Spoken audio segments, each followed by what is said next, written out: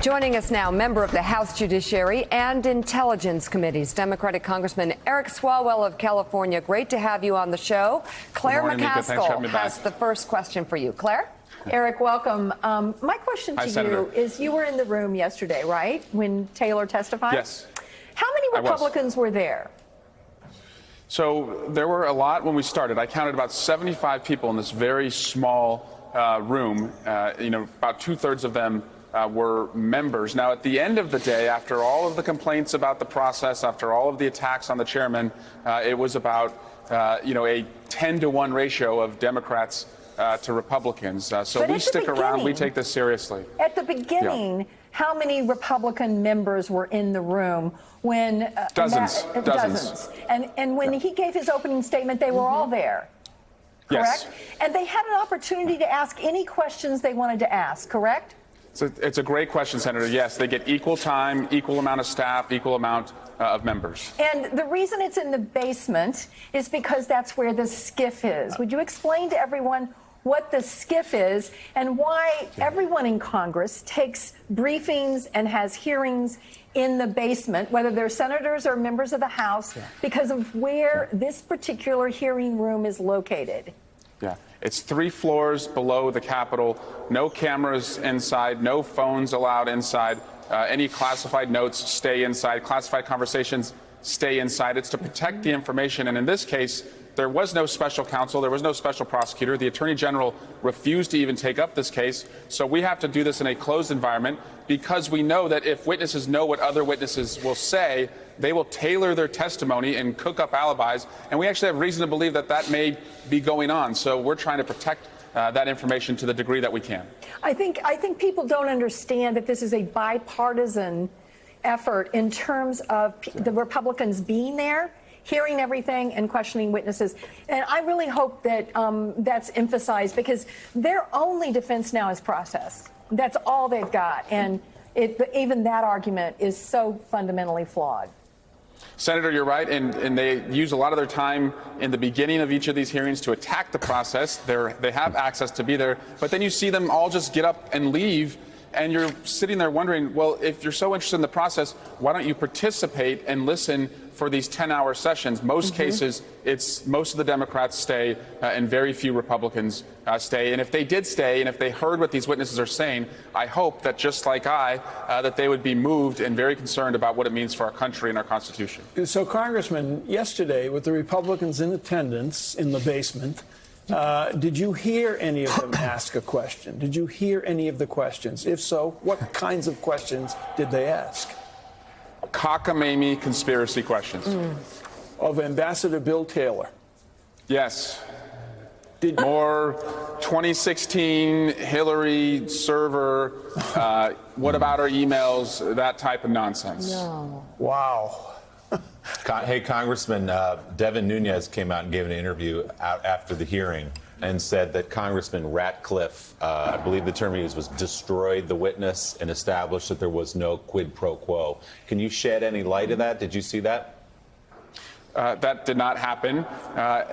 If you read the Post opening statement, I think what you see is, one, that there was, in fact, a connection between having a White House meeting and getting security assistance only if the Ukrainians would investigate the Bidens and investigate and exonerate Russia for the 2016 role, but also that you saw 2 sharp, straight lines, not just Donald Trump to Rudy Giuliani, because the defense, I think, has been, well, this is rogue Rudy. No, you have a sharp, straight line between the president and his lawyer and the president and Ambassador Sondland, who says in this Washington Post opening statement that was leaked that the president is saying to connect investigations to aid. So, Congressman, how did you assess your witness yesterday, Ambassador Taylor? He obviously took very detailed notes, a career diplomat, an experienced diplomat who knew he needed to get some of this down in writing. He had dates and times and everything else. The White House came out yesterday and referred sort of indirectly to him as a radical, unelected bureaucrat. How did you assess his credibility in the room over those 9.5 hours? Well, I saw this radical, unelected bureaucrat walk into a room of about 75 people, a very small room, with a commanding, courageous presence, take a seat, and for 40 minutes lay out what he saw, starting with his own credentials of serving in Vietnam after West Point in the 101st Airborne Division, working in the Senate, working for NATO, working at the State Department, coming out of retirement to take a job that he didn't need to take to serve his country. He had unimpeachable credibility and a detailed recall of the events that had happened.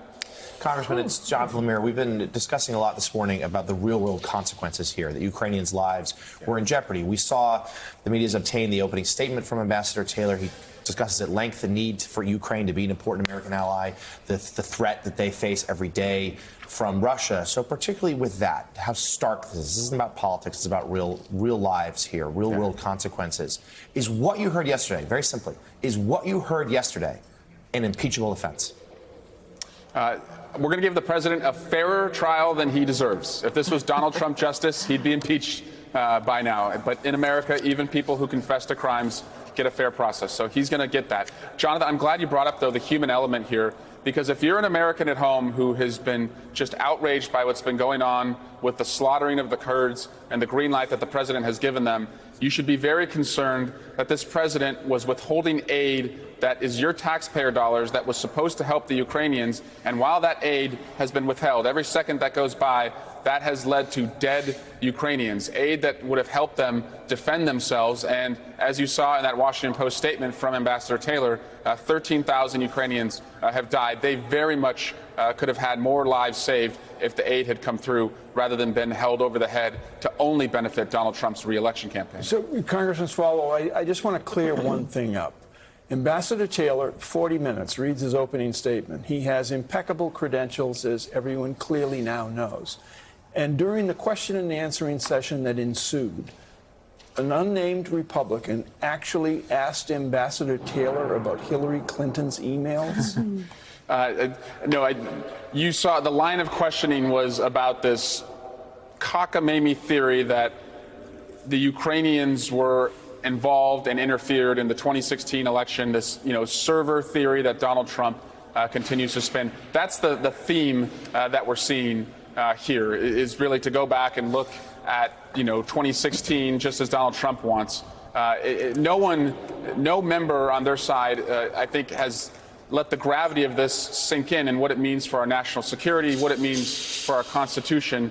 And that's what's so frustrating. And those that have looks of disgust on their face, and I've seen that, we would really like them to start asking questions and have the courage to show that they are concerned, because I know they're concerned and they know it's not right. So, Congressman, you're not going to change the mind of Devin Nunes or some of those Republicans who've decided it's their life's work to protect President Trump. But do you, maybe even in your private conversations, talk to any Republican members who've now read the summary of the phone call with the presidents of the United States and Ukraine, or seen the whistleblower report, or now heard this incredible testimony for Ambassador Taylor, and have said to you, boy, there is something here?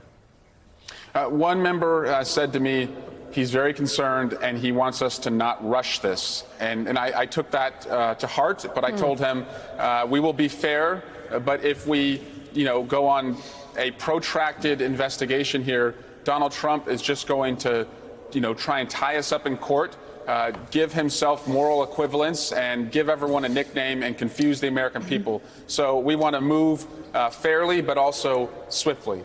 So, Congressman, I just want to clarify something you touched on earlier, a fear that the administration might be doing something to coordinate testimony. What do you mean by that? Yeah, so what we have seen, and I'm not going to go into it, but we have seen evidence that witnesses have talked to other witnesses. And the reason we're having these hearings in this fashion is so that when witnesses testify, the information is held closely. If the information is getting out in the public, then they're able to work together and try and get their stories, together and aligned, especially if they're not necessarily innocent actors in this scheme. All right, so Congressman Eric Swalwell, we have a Trump tweet. Is it applicable to this? It is, yeah. The president actually just tweeted about the Taylor testimony. He's quoting Congressman John Ratcliffe, who Willie said allegedly destroyed the witness yesterday, saying that neither he, meaning Taylor, or any witnesses provided testimony that Ukrainians were aware the military aid was being withheld. You can't have a quid pro quo with no quo. And he goes on to say that where is the whistleblower? The do-nothing case is dead. So, Congressman, let me ask you that. Your response to, does that line up with what you heard in the hearing yesterday?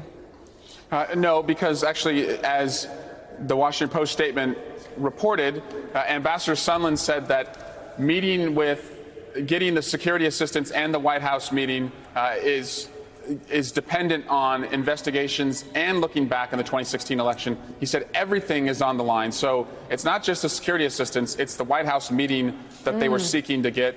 And also the Ukrainians, once Congress passes and authorizes this aid, every day that goes by that they don't have it, they don't have the aid. Now, yes, they did learn about it, that there may have been a hold later in the summer, but there was still a period of time where they didn't get it. And most importantly, and I think my Republican colleagues don't want to acknowledge this, the aid came through on September 11.